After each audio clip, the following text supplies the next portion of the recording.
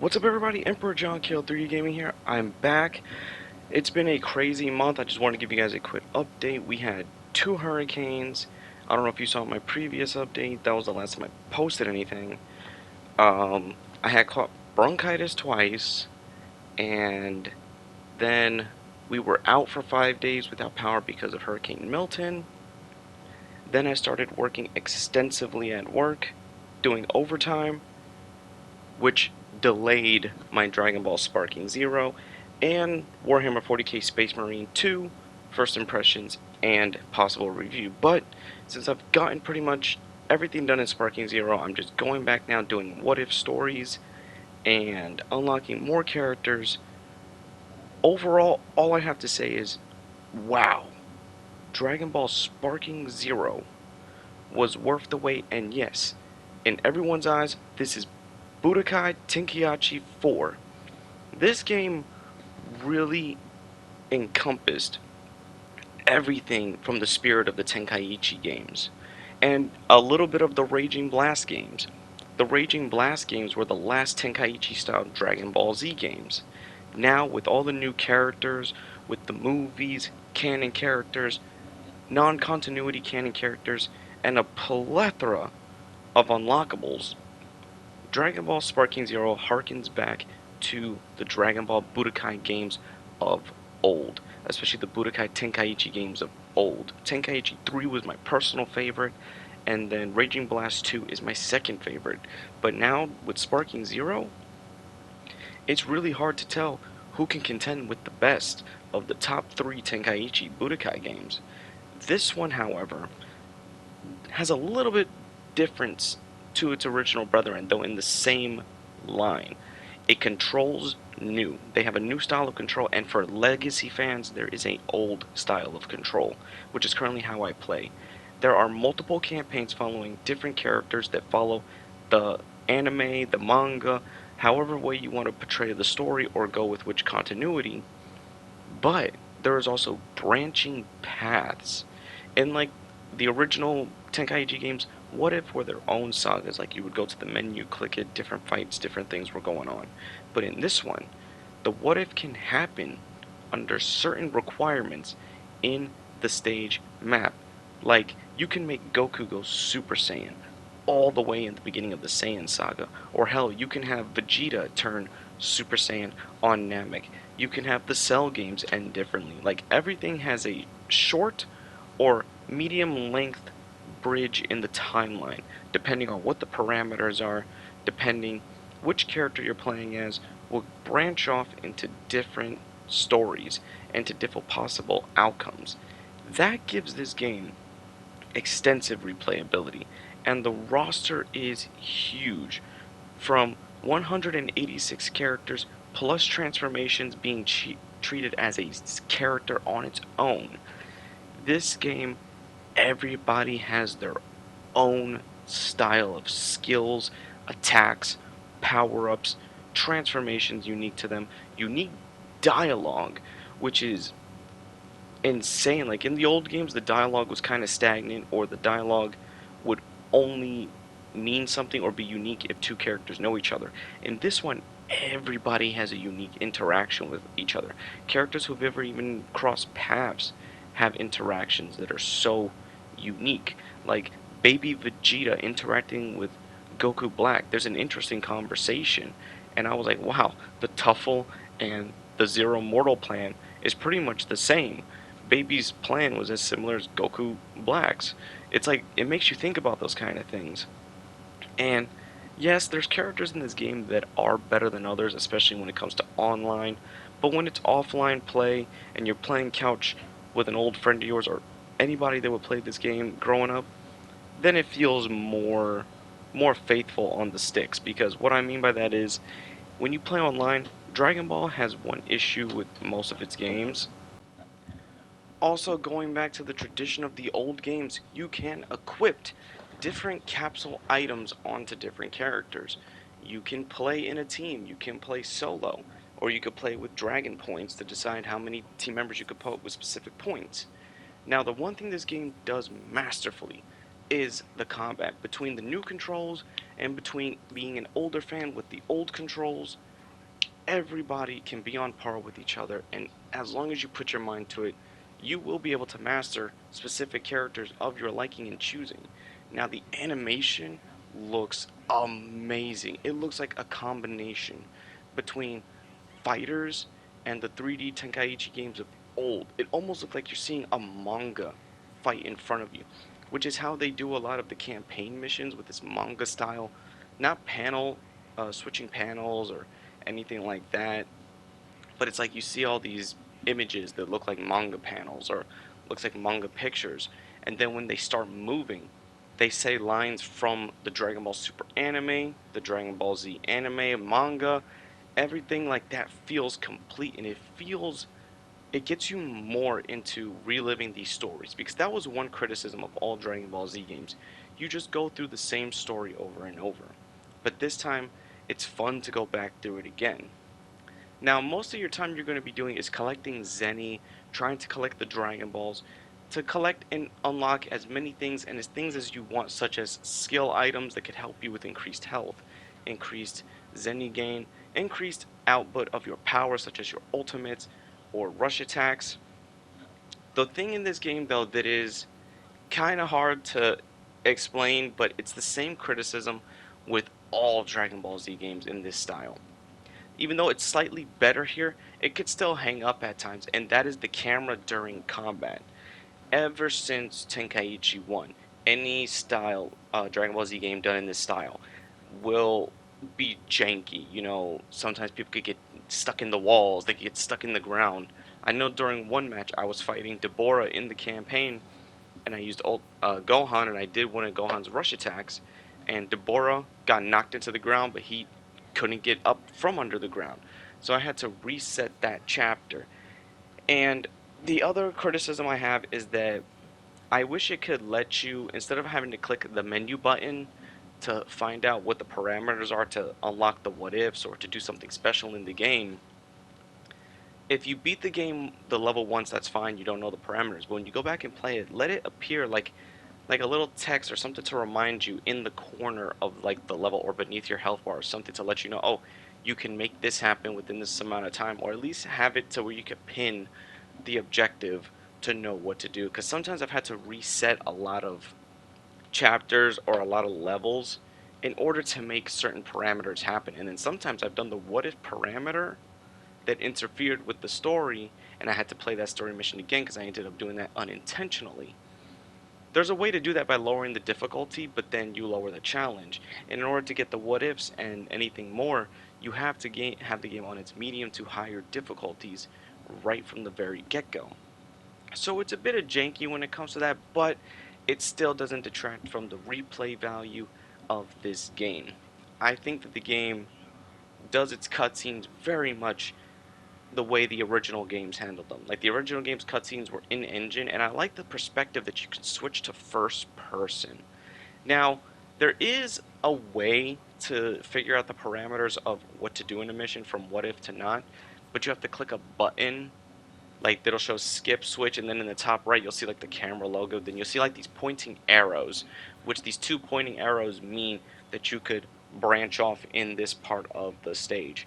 I remember in the original games, in Tenkaichi 3 especially, if you wanted to do something what if or branched off, you'd have to hit R3 to be like, okay, instead of Vegeta having to take on Cell and switch out with Trunks, you could still take him down with Vegeta, and then there'll be a special dialogue. It does more than that in this game, though. They have their own cutscenes. They have their own narrative path. One of the best early what ifs is if when Vegeta comes to Namek and the Ginyu Force, Frieza, they all arrive on Namek instead. Goku and Vegeta would have to team up early. Then there's a switch between, instead of Ginyu Goku, it's Vegeta Ginyu. Then you can switch them back. Now, you don't turn Super Saiyan. Spoiler warning, in this what if you don't turn Super Saiyan. You defeat Frieza with a Spirit Bomb. Now, that is unique because, then, like I said, multiple different branching waves. And it reminds me of the old Dragon Ball Z movies, because if you look at the old Dragon Ball Z non-canon movies, there's always something to let you know that this is a branch from the original timeline. Like if Cooler arriving on Earth. Cooler arriving on Earth, for example, would be if Goku managed to get on the Frieza ship and escape immediately instead of landing on Yardrat. Because the one continuity error there is Goku can't turn Super Saiyan. When we know he came to Earth, he could turn Super Saiyan. You see, it makes you think about these things, and that's what Dragon Ball Sparking Zero's What If and main campaign evokes. It evokes those old memories of what if, how we wanted to do things. Now, the story missions in this game are epic. That's all I gotta really say. That they are epic. From the moments from the anime being created, I mean, the Tournament of Power has the best one, but there's a few other fights in this game that are like really, really good. Like Trunks killing Samasu, the way it looks in engine when the cutscene plays, it's amazing. Every transformation, it's looking like the manga panels ripped straight out of the books. You're playing the manga, you're playing the anime, you're playing Dragon Ball Z, GT, and Super. Even though the stories in this one follow mainly Dragon Ball Z and Dragon Ball Super and the movies. At least that's the baseline. Now, in future, there is a season pass that will come with more characters, more missions, more campaigns, I'm sure. But for right now, for what you're getting here, playing online is still in some areas. I don't know how people are doing. I've had 50-50. It's been rough. It's been unless you're playing with a friend. Now that could just be that I'm connecting with people with poor connection, but that has happened. Now, just like in the older games, the one thing that you wouldn't expect to be in this game would be the tournament modes. You can play tournament online, offline, online with friends, offline with friends. Just like you could do training online with a friend. You can just do a random hit battle, play online, or play offline. Basically, the game gives you the choice of how you want to do this, how you want to play the game. And I hope in future that they add different modes or make it easier to access the what if missions. Let's just say every time you collect a what if mission, it's its own selection in the character's menu where you can play all the what ifs in any order you want. Now, playing the tournaments is a good way to get Zenny, farm the Dragon Balls, because when you farm the Dragon Balls in this game, they don't have the Black Star Dragon like the original games. This game has Shenron, Porunga, and Super Shenron. You can randomly collect any of the Dragon Balls from them, and their wishes are different, like getting characters, getting more moves, getting more unlockables, getting more Zenny, anything that could help you in the game and unlock everything. But there's also challenges that you can do. You play a character 5 times, do a certain amount of attacks 10 times. There's always every way in this game to unlock anything that you need to unlock. And it has that great replayability. I know a lot of people, we've been stuck playing games like Xenoverse 2, Xenoverse 1, Fighters, Breakers, but this is like a true form of going back to the games of old. Now, I wish they would do that for Budokai. Give Dragon Ball Z Budokai 1, 2, and 3 this kind of treatment, like remastered, or do a whole new Dragon Ball Budokai game with this style, these characters. Take us back to the Dragon Ball games of old.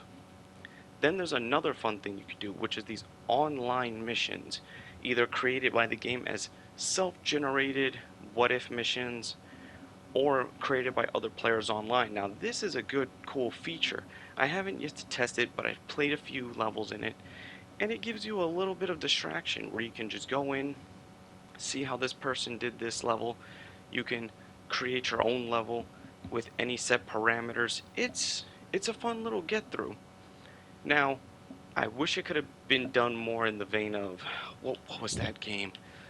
Doom's Snap Mode, where you can create little story type missions like that have actual flow to them. And if you guys are wondering why my voice is kind of hoarse, is because I had a sore throat for a couple days. Yeah, been up and down the fall season. So overall, I think Sparking Zero came at the right time. People were feeling kind of dry on Dragon Ball Z games. Fighters had its run. Xenoverse 2 is still going strong, and as though as I am a fan of Xenoverse 2, sometimes they either need to do something more or decide when they're going to make a part 3. But that game falls under the engine of why broke? If it ain't broke, don't fix it. So, Sparking Zero, is it the perfect Tenkaichi revival? Yes and no. It has its gripes, like I've said, it has a few things that could hold it somewhat back, but a lot of its faults are outweighed by its goods. This is the game made for Dragon Ball fans of any era. It encompasses the past, it encompasses the present, and it encompasses what can be the future in a future sequel. Now, the one thing I have an issue with is that right now, with the Dragon Ball Super anime on hiatus, and the passing of Kira Toriyama, and the recent release of Dragon Ball Daima, you can expect Dragon Ball Daima to more than likely be DLC for this game to go through the story. And I'm sure Superhero is going to be added to it. They're going to be adding probably way more stuff to extend the game, which is good. But I want them to take some notes from the older Dragon Ball Tenkaichi games, or even the two spin off Tenkaichi games, Raging Blast and Raging Blast 2. More so, think of this. I want them to create a challenge character mode like Dragon Ball Raging Blast 2. Similar to the Galaxy mode, you take a character, you level them up to the very best that they can be, and defeat the challenges along the way. It can be very similar to the campaign mode. Have a challenge mode that is based on missions from the story mode, but has its own set of parameters intertwined with the what if parameters. So that means you can have even more reasons to go back, get your character the best that they can be. I just love this game. You can tell. I really love this game. Tenkaichi 3 was my childhood. My original Dragon Ball game, though, was the very first time. Yes, of course, Budokai 3 was my very first Dragon Ball Z game. But when I played them all, Budokai 3 being my favorite of the Budokai games, Tenkaichi 3 being my favorite of the Tenkaichi 3 games, and yes, Raging Blast 2 of the duology of Raging Blast. But for what it's worth, this game stands on its own. Sparking Zero is a return to form for Dragon Ball, Dragon Ball Super, Dragon Ball GT, etc. I hope that in the future, when they do a sequel, we see content like the Moral arc, Black Frieza's arc, Granola, Gas. We're missing stuff like that. We haven't seen it in the anime due to it being on hiatus, but I mean, introduce them in the game to get people hyped up. It's a missed opportunity. I know people in Japan obviously get the newer stuff before we do, but at least to us in the West, create versions of the game, create characters based on the future parts of the manga so we can see what's coming and get excited for what is to come for the future of Dragon Ball games. Now, will Sparking Zero be the gold standard going forward? I don't know. Oh, and quick little side note, yes, IGN's review was a joke. They got felted by the Great Ape and all the giant characters, when in reality they were not that hard to defeat. They were actually very simple, in fact. You can just use the old fire off your ulta techniques from the old game, and that always seemed to get the job done against the giant characters. So, Dragon Ball Sparking Zero is a 9 out of 10 for me. It could do a lot more, but for reestablishing the Tenkaichi series as a whole, I think it deserves that much. It deserves all that praise. Actually, one final little note. Please, in a future update, give us crossplay. Because I got buddies on the Xbox who have it that I want to play with, and I think it would be a great way to expand the game's lifeline. This is Emperor John Kill 3D. Be sure to like, subscribe, favorite, and I'll see you all next time.